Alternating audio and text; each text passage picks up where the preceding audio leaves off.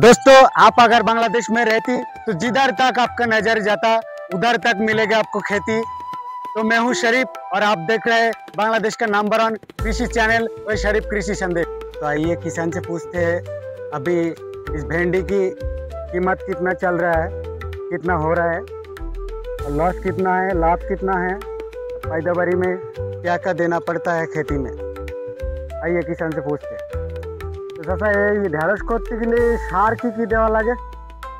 Phosphate, potash, urea. চাষ করতে গেলে আপনার লাভ কিরকম হয় আর লস কিরকম হয়, আর এখন মার্কেটে কত টাকা কেজি চলতেছে? এখন মার্কেটে 50 থেকে 55, 60 টাকা কেজি চলতেছে। আর লাভ আসলে কি ভালো হয়? ভালো এখন হিসাব হয়নি, তাহলে প্রচুর লাভ আছে। আপনি কতদিন ধরে কৃষির সাথে জড়িত? আমি 10 বছর। 10 বছর যাবত কৃষির সাথে জড়িত।